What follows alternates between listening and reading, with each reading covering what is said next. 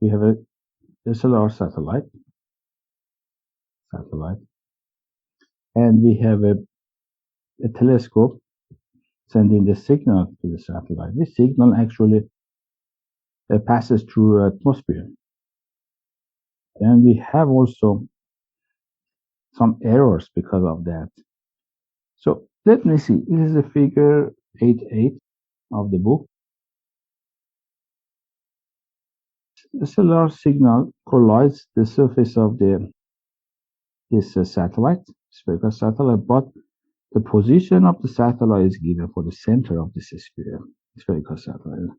But then we need a small correction because of this distance from the center. And also, if this is the place, this is 0, the place the signal is sent, we have a distance from the place that the signal is generated. So it means that the coordinate of this telescope should be already determined.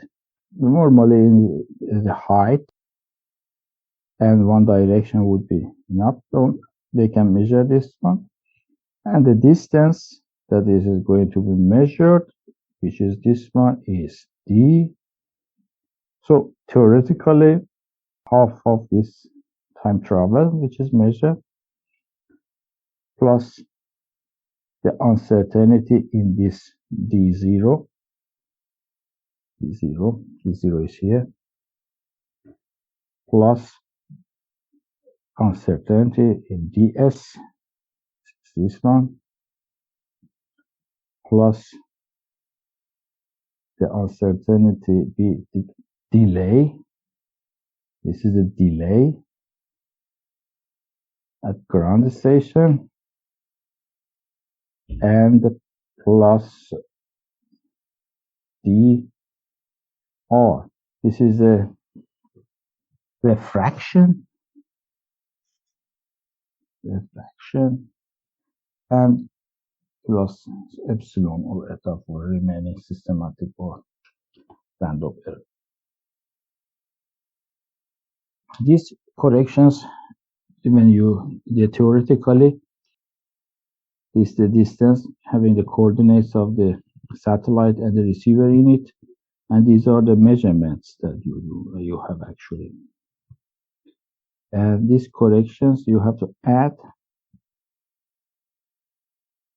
to your system, or if they are constant, you can consider them as extra unknowns and remove them from your system.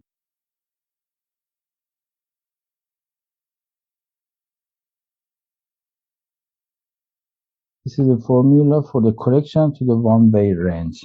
So it means that if you have one range, when you have measured this one, this is the correction because of the refraction in the atmosphere. E0.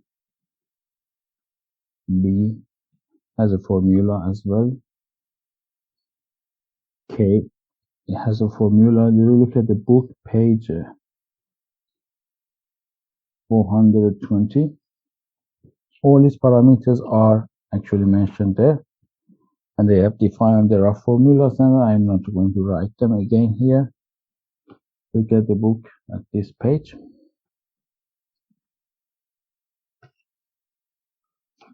You get it. So if you have this, if we can assume that these parameters are known, you compute these parameters, and you can compute the reflection.